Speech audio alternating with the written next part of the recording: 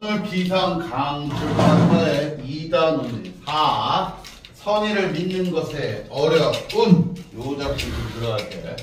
자, 우리 마지막 갈래 2단원의 마지막 갈래로서 우리 서정, 서사, 극 갈래까지 다 공부를 하고 왔고, 자 여기 봐 마지막 갈래 여기 봐 무슨 갈래래? 교술 갈래의 특성 주제 형성화. 그럼 교술 갈래가 뭔지 보자는 거야. 일단 서정, 서사, 극 갈래 다 공부하고 왔고, 이제 마지막 단계인 교술 갈래. 교술 갈래는 작가가 삶에서 경험한 내용을 바탕으로 얻은 깨달음이나 통찰을 글로 표현한 문학 양식이다 해서, 여기서 포인트는 이거 작가가 삶에서 경험한 내용이니까 이거는 실제 사건을 바탕으로 실제 경험한 걸 바탕으로 쓰는 거야. 소설은 약간 꿈이죠, 허구죠. 이건 실제 바탕으로 그걸 통해 얻은 깨달음을 이야기한다. 그냥 끝이야. 아, 작가 경험을 통해 깨달음을 이야기하는 게 교술갈래구나. 요 교술갈래는 작가가 자신의 이야기를 전달한 점에서 화자나 서술자를 내세우는 서정갈래나 서사갈래가 구별된다. 자, 그럼 여기서 서정갈래라고 했고 서사갈래라고 했고, 화자는 어디에 등장해? 화자가 나오는 데가 어디야? 몰라? 화자 어디서 말하는 이야? 시야, 시. 아, 시가 서정갈래구나. 자, 서술자는 소설. 그렇지. 이 서사갈래와 구별이 된다. 아, 그럼 여기서 니들 해야 될 거, 여기는 화자나 서술자가 없다. 교술갈래를 대표하는 수필은 정해진 형식이 없다. 작가의 개인적인 체험이나 생각 또는 자유롭게 표현한다. 그래서 요 정도 받으시면 돼. 수필은 쉽습니다. 정말 쉽다라는 거. 자, 실질적으로 우리가 본문 한번 들어가 볼게. 자, 이 수필에 드러난 작가의 경향쓰라고 했죠. 자, 그럼 보자. 이거 갈래가 수필이라는 거 포인트 두면 되겠지? 작가 경험 깨달음. 아까 대충 설명을 했어.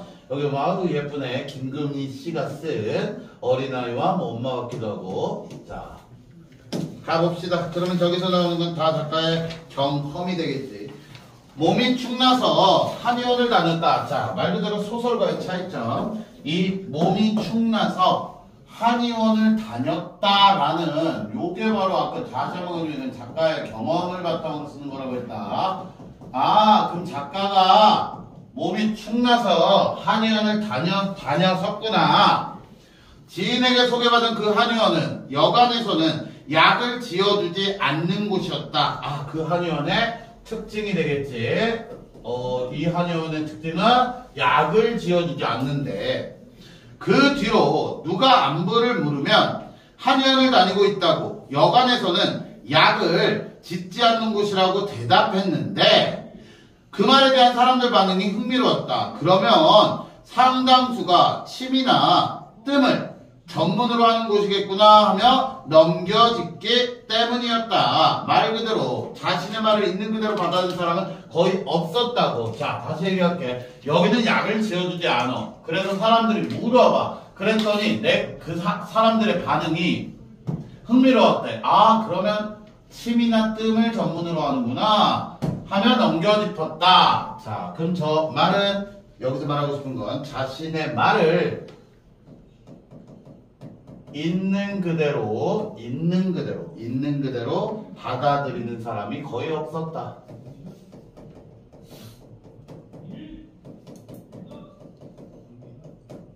아니, 약을 안 지어준다고 했는데 그냥 그렇구나, 여기는 한약을 잘 안 지어주는구나 이런 게 아니라 그러면 침으로 돈 빼먹겠네, 아 뜸해가지고 돈을 빼먹겠네 라고 생각을 하고 있다는 거. 내 말은 그곳에서는 필요 없다고 판단되는 사람에게 일부러 한약을 쓰지 않는다는 뜻이었는데, 그런 상황을 상상하는 사람을 없었다. 왜 그러냐고 물어보는 몇몇 있긴 했다. 그나마 판단을 미루고 무언가를 더 확인해 보려는 사람들이었다. 처방을 원해서 온 사람이라도 경우에 따라서는 그냥 돌려보내기도 하는 것. 아주 중요한 거. 말 그대로 나 처방전 원해요 라도 경우에 따라서는 그냥 돌려보내기도 한대. 야, 우리 유찬이랑 윤성이도 이 자본주의의 맛을 먹었는지 모르겠지만 병원 한 번 가면은 말 그대로 없는 병도 막 있다고 하면서 막 약 처방해 주잖아. 그치? 그러니까 말 그대로 한의원 같은 경우도 그냥 의미로 그냥 한약 먹으라고 막 하거든. 근데 이 한의원은 좀 어때요? 착하죠. 정말 환자를 위한, 정말 환자가 진짜 어떤 사람인지, 한의원의 운영 원칙이 저렇다. 이 한의원은 그렇대. 아까 전에 누구야? 우리 유천이 말의 핵심이네. 착한 한의원이야. 정말 착한 한의원. 자, 그랬대. 보면 그런 원칙은 한의원 운영에 현실적 도움은 되지 않아. 자, 한마디로 현실적 도움이 되지 않는다는 건 뭐가 안 돼? 뭐가 안 된다는 거야, 그래서? 그러니까 뭔 도움이 되지 않을까? 돈이지. 즉 경제적 관점에서 판단했을 때, 아니 경제적 관점에서 저기는 돈을 어떻게 벌지? 아니 현실적으로 돈을 못 벌 것 같은데. 하지만 찾아온 사람으로선 불필요한 지출을 않을 수 있으니 그것을 어떤 선이라고 또 할 수 있지 않을까? 아, 정말 저기 착한 곳이네. 선이 착한 마음이라고 할 수 있지 않을까? 서리적 표현 않을까? 선이라고 해야 된다 라고. 아, 이 사람 또한 저렇게 받아들이는 거 보니까 선량한 마음을 가진 사람이 그 선의를 받아들이겠지. 나쁜 마음을 가지면 저걸 선이라고 생각 안 하겠지. 아, 이거 뭐 하는데요? 막 이러겠지. 하지만 사람들의 반응을 보니 요즘 그런 선의는 아주 드문 것이 되었구나 하는 생각이 들었다. 쉽게 떠오를 수도 없고 상상하기도 힘드니 아마 믿기는 더 어려울 거야. 자, 그럼 중요한 거 이거야. 아까 전에 내가 강조했던 거 이거. 자, 그 사람의 경험을 바탕으로 뭐를 이끌어내는 거라고 했어? 글쓴이가 어떠한 경험을 통해 뭐 한 거를 얘기하는 거다? 아니, 경험을 통해서 뭐가 나와야 돼? 깨달음 나와야지. 그럼 여기 마지막 부분이 지금 깨달음인데, 글쓴이가 깨달은 부분인데, 그럼 뭘 깨달았냐? 타인에게, 다른 사람에게, 이제 타인에게 선의가 있음을, 착한 마음, 의로운 마음이 있음을 믿기 어려운 사회가 되었구나.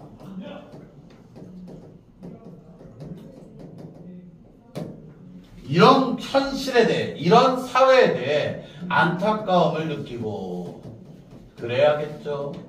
아, 진짜 타인에게 선의가 있다는 거야? 다른 사람들이 이해하지 못하지? 요렇게.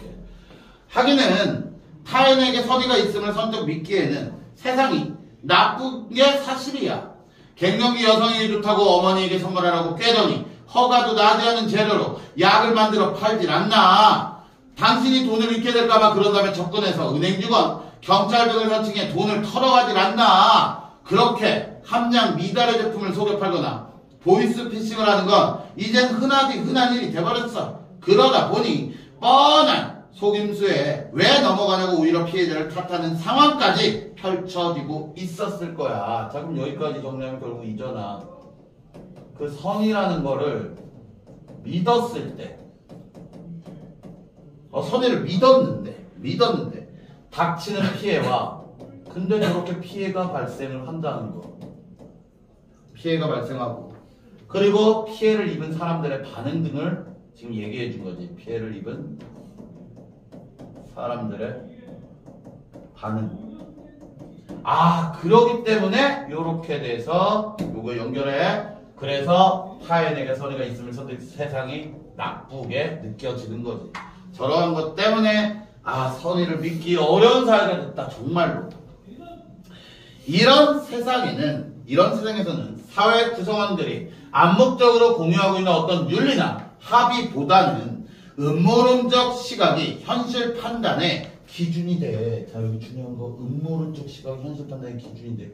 아, 그러면 선의를 믿지 않는 사회에, 선의를 믿지 않는 사회에 위험성을 얘기한 거야. 너무나 위험해.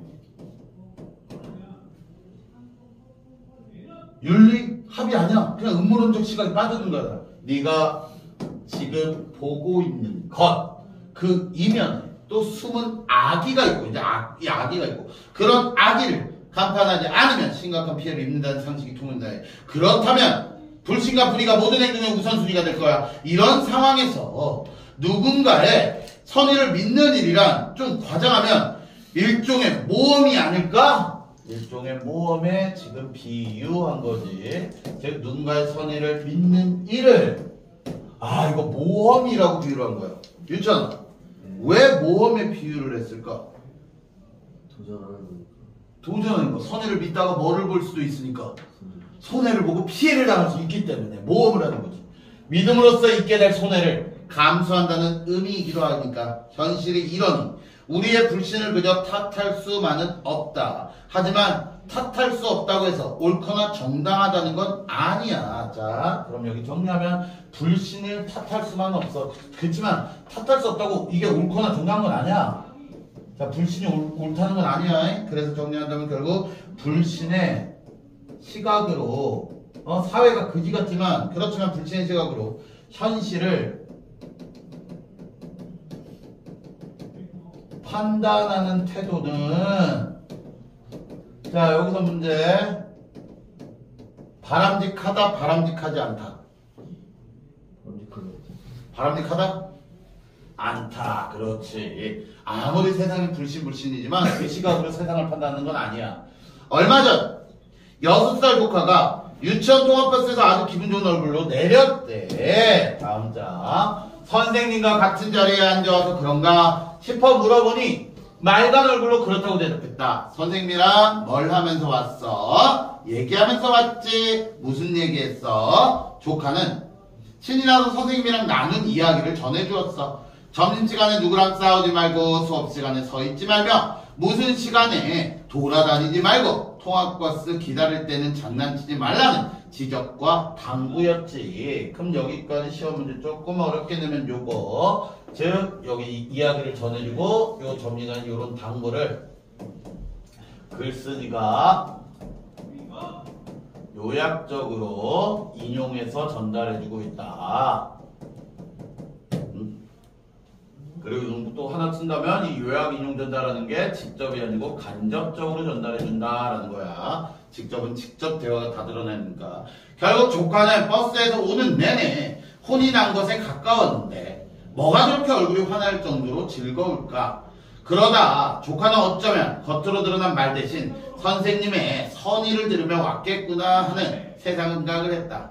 조카가 그렇게 들을 수 있었던 데는 진심이 잘 전달되도록 표현한 선생님의 능력이 있었겠지만 아무리 그렇게 표현해도 듣지 않고 믿지 않으면 방법이 없지 않은가. 이렇게 타인의 선의를 듣고 신뢰할 수 있는 힘 우리에게 분명히 있었을 그 힘을 우리는 언제부터 잃어버리고 만 걸까? 자, 정말 안타깝다. 저런 거 있었는데 나는 나 좋았겠지 하는 조카를 보고 있다가 그 손을 쥐어보았다. 믿을 수 없게 조그맣고 보드랍고 연약했지만 그 아이가 지고 있는 세상. 자, 그러면 얘가 지고 있는 세상은 선의를 믿는 세상, 선의를 믿지 않는 세상. 그렇지. 선생님의 말을 선의로 받아들이고 그 선의를 믿는 세상. 어쩐지 내 것보다 크고 단단하게 느껴졌다. 그럼 결국 이 힘은 어떤 힘이냐? 바로 선의를 믿는 힘이기 때문에 내 것보다 크고 단단하게 느껴졌다 라고 생각하면 되겠죠. 그래서 이 글의 특징을 전체적으로 선의를 믿는 게 어렵고 그게 중요하다 이런 게 되겠죠.